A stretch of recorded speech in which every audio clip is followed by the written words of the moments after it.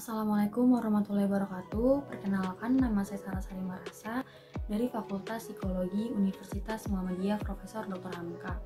Pada hari ini saya akan membahas mengenai tips ketenangan hati atau obat galau. Dari kita pasti ada yang lagi ngerasa galau atau ada masalah yang belum ada solusinya, atau merasa punya masalah yang kayaknya masalah ini gak ada habisnya ya gitu. Nah, dari masalah-masalah ini itu membuat hati kita jadi galau, jadi gelisah, jadi sedih, jadi stres, atau bahkan depresi. Nah, stres dan depresi ini itu memicu terjadinya penyakit pikiran dan mental. Nah, maka banyak banget dari kita yang mencari ketenangan itu dengan cara pergi keluar untuk nongkrong sama teman, pergi keluar untuk mencari suasana baru, pergi keluar untuk mencari yang sekiranya menurut mereka tuh bisa membuat mereka tenang dan damai. Sebenarnya masalah-masalah yang nggak ada solusinya itu bukan karena nggak ada jalan keluarnya, tapi karena kita terlalu cemas dalam menghadapi masalah itu. Kita nggak bisa lebih tenang untuk menghadapi masalah itu. Kita nggak bisa berpikiran jernih gimana nih caranya untuk ngatasin masalah itu. Nah, bagaimana firman Allah dalam surat Al-Insyirah ayat 6, sesungguhnya bersama kesulitan itu ada kemudahan. Nah, lalu gimana sih caranya untuk mencari ketenangan dan ketentraman? Mencari ketenangan dalam Islam. Islam ini merupakan agama yang tenang, agama yang damai, agama yang membuat kita menjadi lebih tentram. Dengan kita memeluk Islam, dengan kita mempelajari ilmunya, kemudian kita mengamalkan ilmunya, insya Allah kita akan mendapatkan ketenangan dari Allah SWT. Dalam agama Islam ini, Allah udah memberitahu beberapa tips agar kita menjadi orang yang lebih tenang hatinya dan damai hidupnya. Yang pertama ini ada mengingat Allah.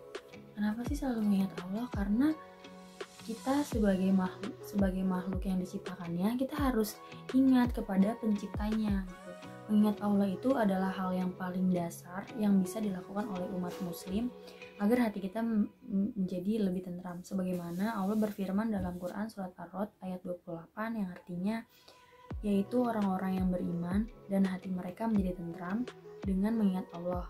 Ingatlah, hanya dengan mengingat Allah lah hati menjadi tentram. Udah jelas banget dalam Al-Quran, hanya dengan mengingat Allah hati kita bisa menjadi tentram. Mengingat Allah ini dapat diartikan juga dengan cara berzikir. Artinya dengan kita berzikir kepada Allah, dengan kita mengingat kebesaran dan kenikmatan yang telah Allah beri, itu hidup kita akan menjadi lebih tenang. Kemudian yang kedua ada bersyukur atas apa yang telah Allah berikan. Bersyukur kepada nikmat yang telah Allah berikan ini merupakan cara yang paling mudah bagi kita untuk dapat ketenangan hati dan kedamaian dalam hidup. Karena dengan kita bersyukur, kita nggak akan berpikiran yang aneh-aneh nih. Misalnya kita tuh tidak membanding-bandingkan diri kita dengan orang lain. Kita tuh bersyukur aja, fokus dengan bersyukur. Apa yang udah Allah kasih ke kita tuh kita bersyukur. Jadi kita nggak punya pikiran kenapa ya orang lain tuh bisa lebih dari kita, kenapa orang lain tuh selalu dapet yang enak gitu. Nah, ketika kita bersyukur, kita nggak akan punya perasaan seperti itu, kita nggak akan punya pemikiran seperti itu. Maka kita jadi lebih tenang, hidup kita juga jadi lebih damai.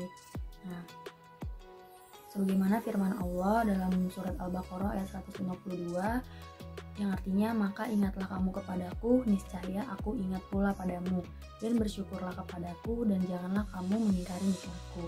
Nah, itu udah jelas banget kalau misalkan kita selalu bersyukur kepada Allah, kita tuh bakal selalu dikasih apa yang kita mau. Kita akan dikasih kenikmatan yang lebih, kita akan selalu dikasih ketenangan, kita akan selalu dikasih kedamaian dalam hidup. Nah, selanjutnya yang ketiga ada taat kepada perintah Allah. Al-Imam Al-Alamah Ibnu Qayyim rahimahullah berkata, sesungguhnya hati tidak akan merasa ketenangan, ketentraman, kedamaian, melainkan jika pemiliknya berhubungan dengan Allah SWT. Sehingga barang siapa yang tujuan dalam hidupnya ini kecintaannya, rasa takutnya, dan ketergantungannya hanya pada Allah SWT, maka ia telah mendapatkan kenikmatan darinya, kelezatan darinya, kemuliaan darinya, dan kebahagiaan darinya untuk selama-lamanya. Penjelasan beliau, kita jadi memahami bahwa jika seseorang meninggalkan ketaatannya kepada Allah Subhanahu wa Ta'ala, atau bahkan kita melakukan kemaksiatan, maka hidup kita itu akan menjadi sempit, akan menjadi gelisah, akan menjadi meresah gitu, akan menjadi gundah. Nah, hati yang sempit ini itu adalah hati yang sulit untuk merasakan ketenangan, untuk merasakan kedamaian dalam hidup. Maka dari itu, agar hati kita selalu merasa tenang, agar hidup kita selalu merasa damai, kita harus taat kepada perintah-perintah Allah dan menjauhkan segala larangannya. Kemudian yang kelima ada berkumpul dengan orang-orang yang soleh. Orang yang soleh ini adalah orang yang dekat dengan Allah Subhanahu wa Ta'ala. Dengan kita berkumpul dengan orang-orang soleh ini, kita bisa mendapatkan aura-aura positif gitu. Kita jadi terdorong untuk melakukan hal-hal yang positif. Kita jadi terdorong untuk melakukan hal-hal baik kayak sholat, terus kita jadi taat pada perintah-perintah Allah, kita jadi menjauhkan larangannya. Kita juga jadi dapat amalan gitu, amalan yang membuat kita jadi tenang dan tentram dalam hidup. Karena nasihat-nasihat orang-orang soleh ini tuh bisa bikin kita jadi damai hidupnya, bisa bikin kita jadi rileks gitu. Nah, maka dari itu kita perlu mencari dan berteman dengan orang-orang yang soleh, yang bisa menuntun kita untuk menuju ke jalan yang lebih lurus. Selanjutnya ada membaca Al-Quran. Al-Quran ini mengandung berbagai macam petunjuk hidup, karena Al-Quran ini tuh dijadikan sebagai pedoman hidup umat muslim. Dengan kita membaca Al-Quran, dengan kita mengamalkan dan mempelajari isi Al-Quran itu, insya Allah kita akan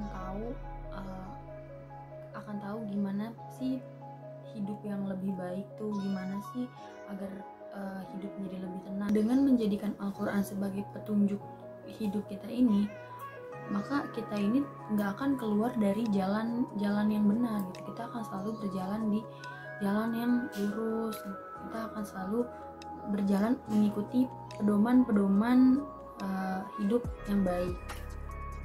Nah, yang terakhir, yang ketujuh ini ada yakin terhadap pertolongan Allah. Seberat apapun dan sebesar apapun masalah yang kita hadapi, masalah yang kita punya, kita tuh harus yakin sama pertolongan Allah. Karena Allah tuh nggak akan ngasih masalah di luar batas kemampuan seorang hambanya. Maka kita harus selalu syukur ketika kita menjalani masalah itu dengan ikhlas, dengan sabar dan tawakal. Insya Allah akan ada jalan. Insya Allah akan memberi pertolongan pada kita. Karena ketidaktenangan kita ini itu hadir karena kita tuh selalu memikirkan masalah ini gitu. Padahal kita tuh nggak sadar kalau Allah tuh selalu bersama kita. Allah tuh pasti akan memberi pertolongan pada kita. Kita pun dianjurkan untuk meminta pertolongan kepada Allah, karena Allah itu pasti mendengar permintaan kita. Sebagaimana firman Allah pada surat Al-Imran ayat 126, dan Allah tidak menjadikan pemberian bala bantuan itu melainkan sebagai kabar gembira bagimu, dan agar tentram hatimu karenanya, dan kemenangan itu hanya dari Allah yang maha perkasa lagi maha bijaksana. Nah, itulah beberapa kunci yang dapat membuat kita menjadi lebih tenang, membuat kita menjadi lebih damai dalam hidup yang ada dalam agama Islam. Semoga kita dapat selalu tenang dalam hidup dan damai. Itu semua bergantung pada apakah kita mau melaksanakan amalan-amalan tersebut atau kita hanya fokus pada masalah yang kita hadapi aja. Intinya ketika kita merasa ada kesulitan atau ada masalah yang kita rasa belum bisa kita hadapi, itu intinya kita harus selalu mengingat Allah. Kita harus selalu melaksanakan semua perintah dan menjauhkan larangannya agar kita mendapatkan ketenangan dalam hati dan kedamaian dalam hidup. Maka dari itu, marilah kita senantiasa ingat kepada Allah agar hati dan jiwa kita selalu dalam ketenangan. Mungkin sekian dari saya, kurang lebihnya mohon maaf. Wabillahi taufiq wal hidayah. Wassalamualaikum warahmatullahi wabarakatuh.